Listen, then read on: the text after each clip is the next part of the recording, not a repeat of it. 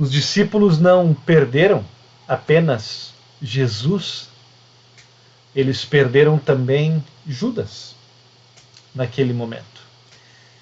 E não perderam apenas Judas em sua vida, mas sua amizade, seu companheirismo e o seu lugar no ministério apostólico dos 12 apóstolos escolhidos por Jesus.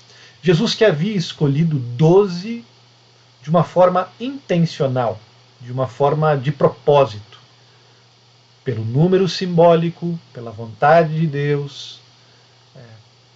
12 era o número escolhido por Jesus como seus embaixadores, como suas testemunhas principais. E com a morte, primeiramente com a traição e com o suicídio de Judas, esse número importante dos 12 apóstolos havia perdido um integrante. E Pedro e os demais discípulos entenderam que era da vontade de Deus que aquela vaga fosse preenchida.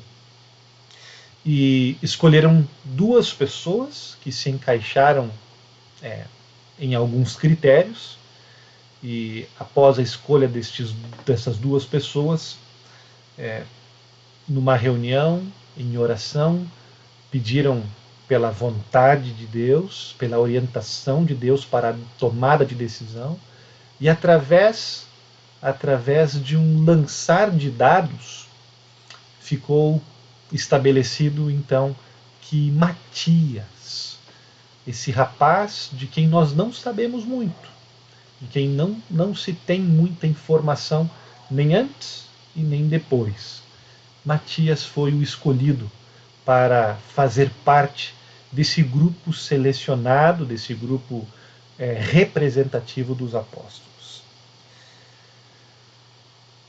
Texto bíblico de Atos, capítulo 12, versículo 12 até o versículo 26.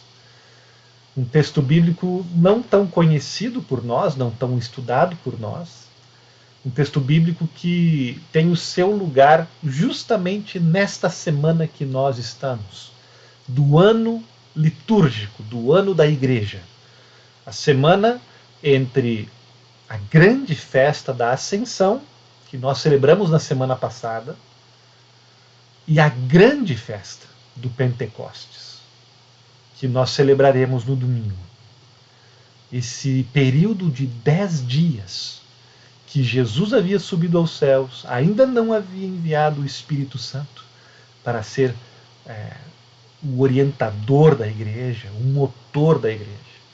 E naquele período de 10 dias, o que os discípulos de Jesus, o que a primeira igreja, que de certa forma era composta de mais ou menos 120 pessoas naquele então, de acordo ao nosso texto, entre homens e mulheres, todos seguidores de Jesus. O que estas pessoas ficaram fazendo? A Bíblia não fala muito sobre isso.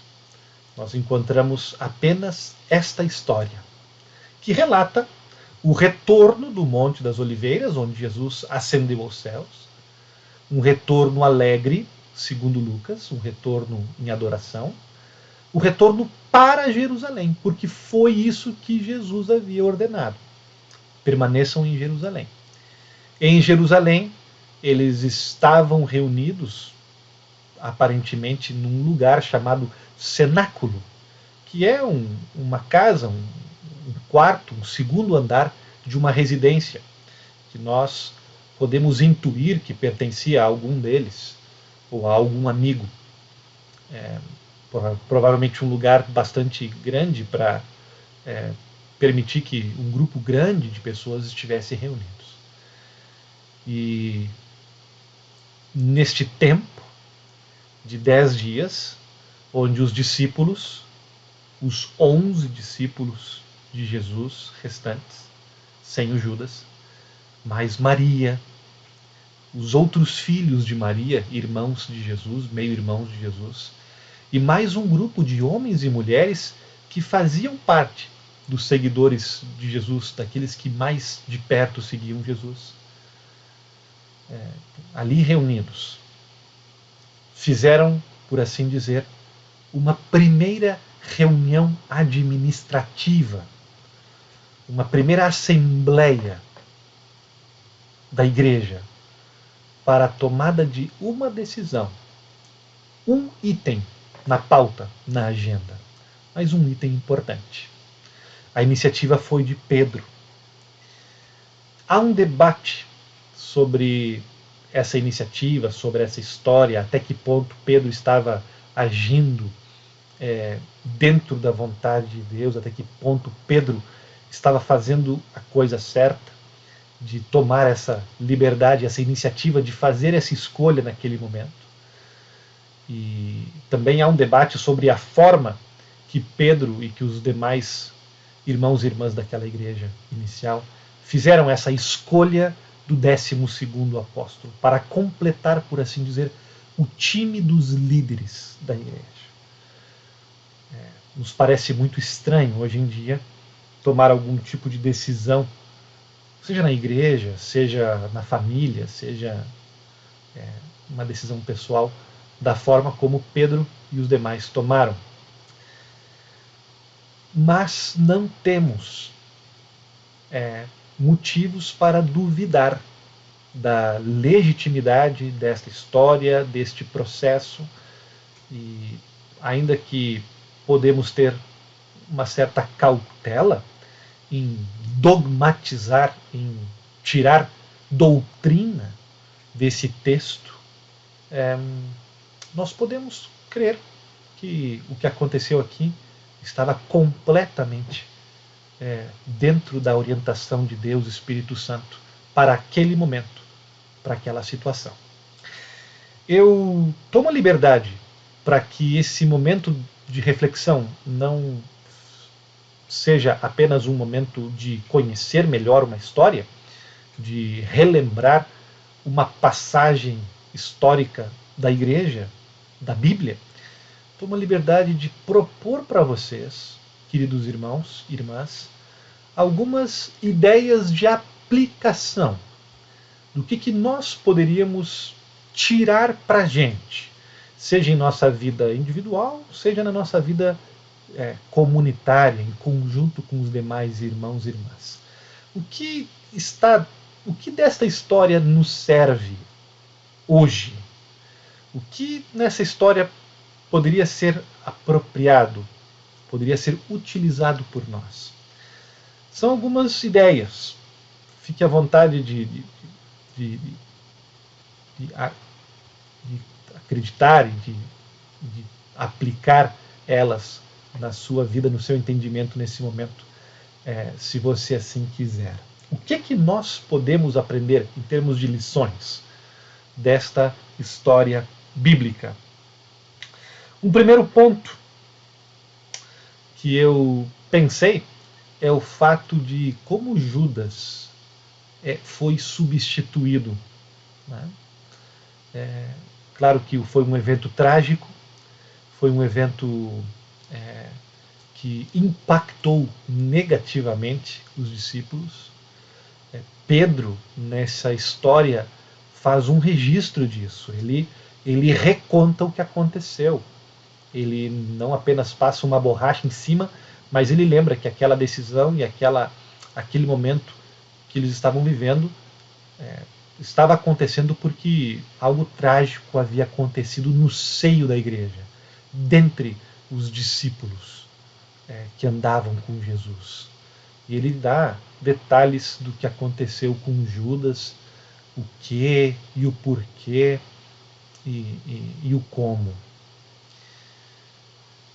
Para além de refletir sobre Judas, que primeiramente eu penso aqui como nós, como seguidores de Jesus, como nós, como líderes da igreja, que também temos papéis, que também temos chamados, que também temos responsabilidades em nossas mãos, de acordo aos nossos dons, de acordo às nossas vocações. Mas como nós na igreja e no reino de Deus, podemos, eventualmente, ser substituídos. E eu não penso assim de uma forma negativa, não. Poderíamos levar para o lado negativo, de como não temos uma garantia de que permaneceremos em nossos cargos e em nossos papéis. Mas eu penso de uma forma positiva.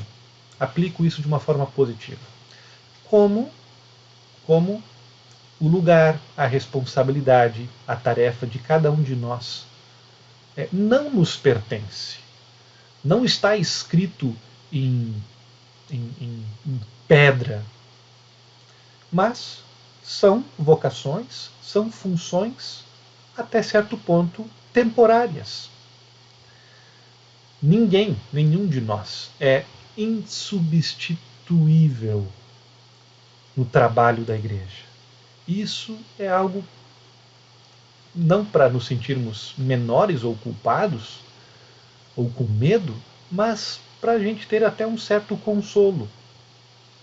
É muito possível e até sábio que substituições sejam feitas, passagens de bastão sejam feitas, trocas entre voluntários, trocas na liderança, ajustes.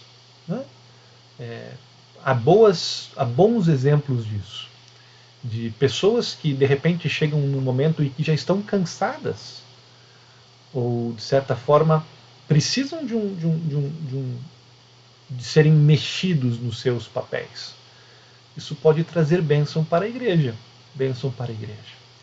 A todos nós que estamos hoje trabalhando para o Senhor, em alguma função, seja de pastor, seja de líder de uma congregação ou de um ministério, de uma atividade na igreja, não deveríamos, não precisamos enxergar-nos a nós mesmos como insubstituíveis.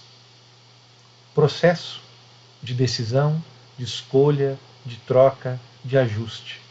É plenamente possível, correto, sábio muitas vezes. Então, podemos descansar muitas vezes e permitir que outros nos substituam, que outros façam o trabalho em nosso lugar. Isso pode estar muito bem dentro da vontade de Deus. Podemos tirar alguns momentos de descanso. Podemos, de repente, fazermos algumas pausas para voltarmos novamente.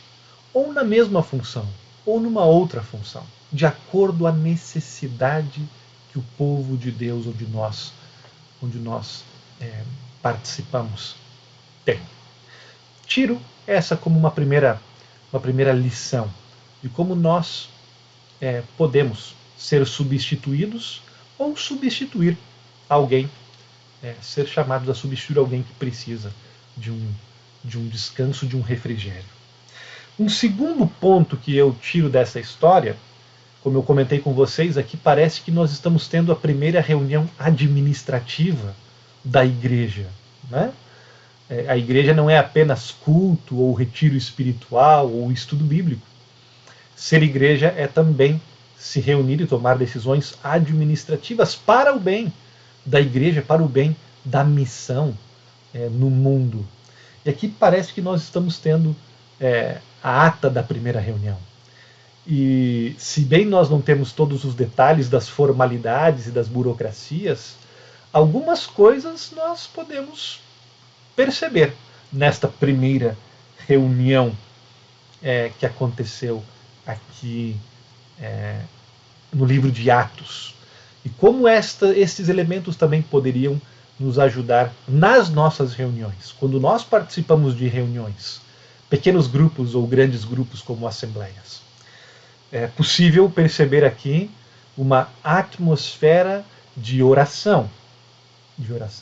Duas vezes isso é mencionado claramente no texto. Que esse era o espírito, que essa era a postura daqueles primeiros cristãos. A postura orante. A postura de reza.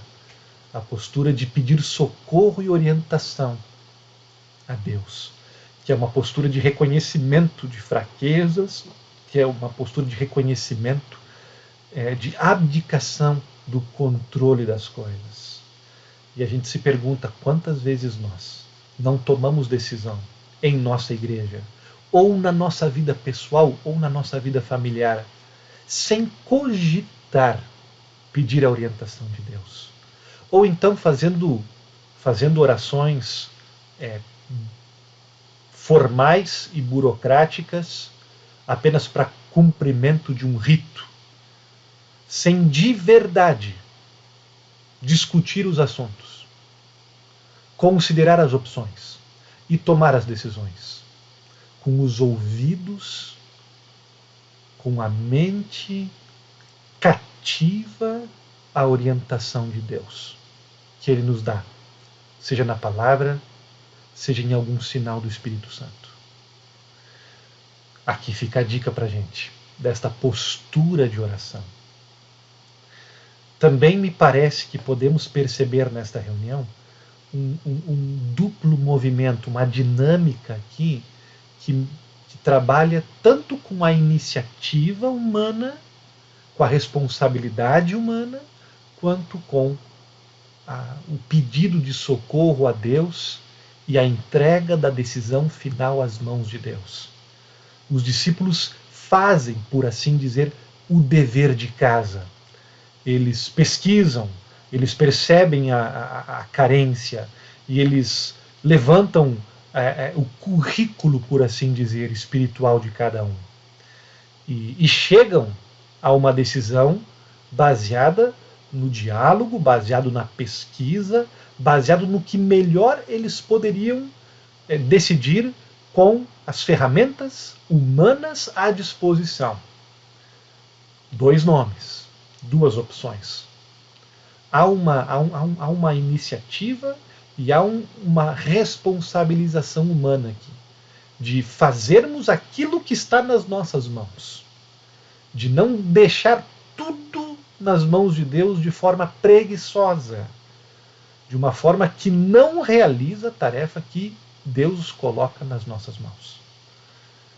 E claro, somando a isso, e a prioridade, o protagonismo é o protagonismo de Deus. Após fazer tudo aquilo que está nas mãos deles e chegar a 2 nomes, os discípulos então, a igreja então, entrega a decisão final, o plano final, nas mãos de Deus. Confiam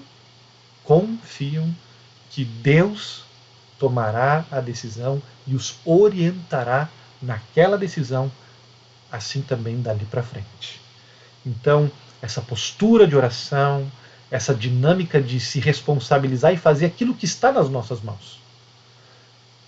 E claro, confiando e entregando a Deus a decisão final do projeto.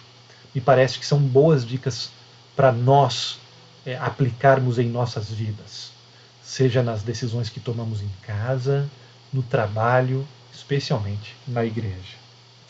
Uma outra situação que a gente percebe aqui é a questão das qualificações das 2 pessoas que foram então sugeridas e finalmente Matias foi eleito.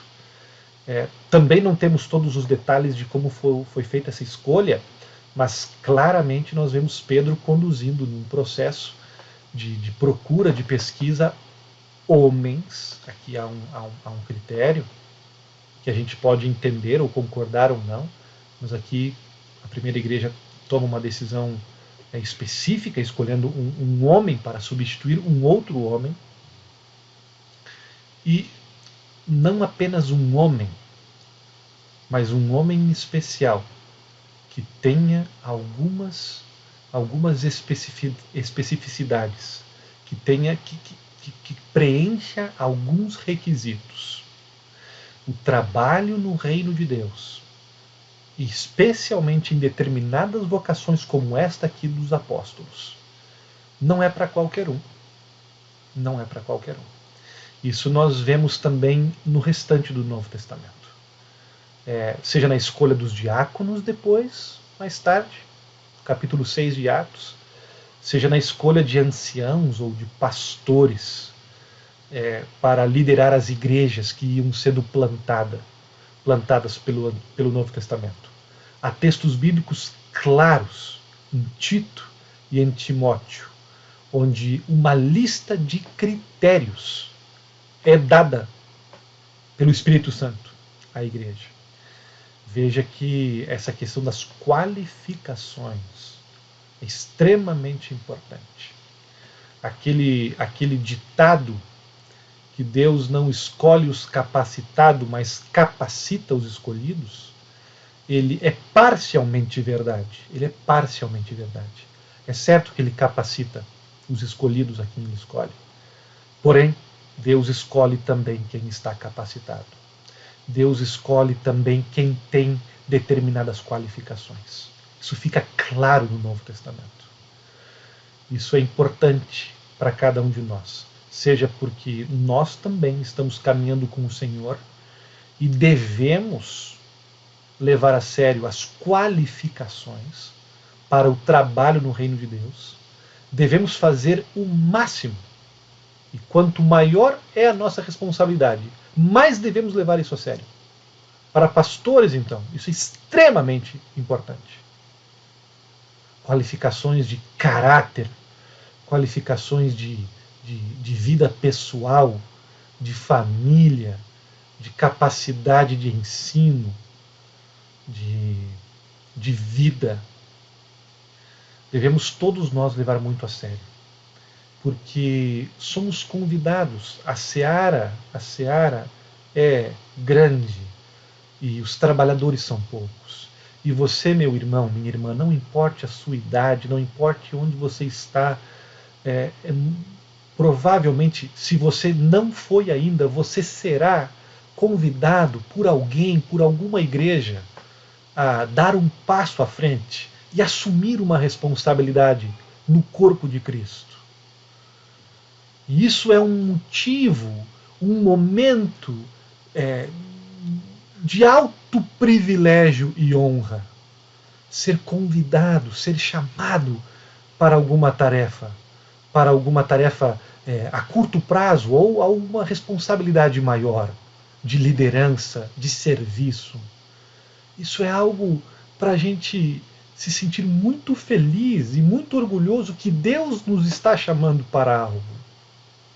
Que nós estamos tendo uma oportunidade de trabalhar para o Senhor e fazer a diferença na vida da sua igreja, da sua noiva.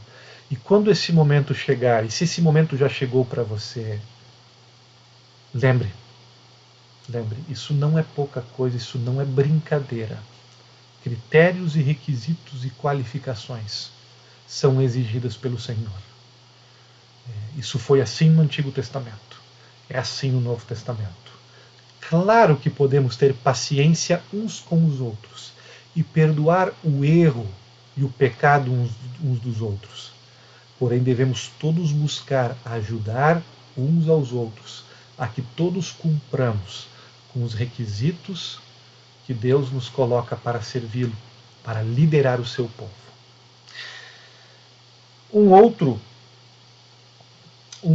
outro aprendizado desse texto que a gente pode tirar é a valorização da Escritura Sagrada. Em diferentes ocasiões o apóstolo Pedro cita a palavra de Deus, seja para fazer o registro do que aconteceu com Judas, seja para fundamentar a decisão que estava sendo feita de se escolher um 12º homem para ser apóstolo. Pedro o tempo todo está aqui citando, assim dizem as Escrituras, assim está escrito nos Salmos. Há um conhecimento bíblico muito bonito dos líderes da igreja, que deixa para a gente um precedente e um exemplo bonito de conhecermos a palavra, e não apenas um conhecimento para citar textos bíblicos, mas uma submissão ao que a palavra está dizendo.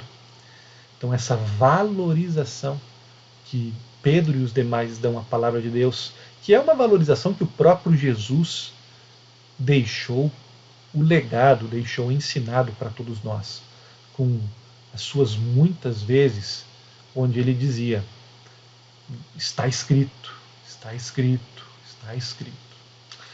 A valorização da palavra de Deus é um outro detalhe que tiramos desta história. E por último, eu ainda destacaria o título que é dado a Jesus nesse texto, no versículo 21. Não fiz essa pesquisa, mas é provável que pela primeira vez esteja saindo da boca da igreja dos discípulos de Cristo a confissão: Senhor Jesus. Não apenas Jesus, não apenas Cristo, Messias, mas a confissão de fé. Jesus Cristo, o Messias, é o nosso Kyrios, é o nosso César, é o nosso Senhor. No Império Romano, num mundo, numa sociedade onde todos aprenderam e todos sabiam que deveriam chamar o imperador, o líder do Estado, de Senhor. Pedro e os demais estão sinalizando que a partir de agora só haveria um Senhor e não seria o imperador, mas seria o Senhor Jesus Cristo. A confissão de fé dos primeiros cristãos, a confissão de fé da nossa igreja evangélica luterana, dos cristãos de hoje em dia também. Confissão de fé que todos nós somos convidados a ter. Jesus Cristo, o Senhor da minha vida, aquele que tem sempre a última palavra, aquele que morreu pelos meus pecados, ressuscitou para a minha vida eterna, aquele que subiu aos céus e está presente na minha vida e que virá novamente em glória como o Senhor deste universo, para julgar os vivos e os mortos e para restaurar e para recomeçar e para trazer os novos céus e a nova terra. Deus abençoe essa história e essa meditação em nosso coração. Amém.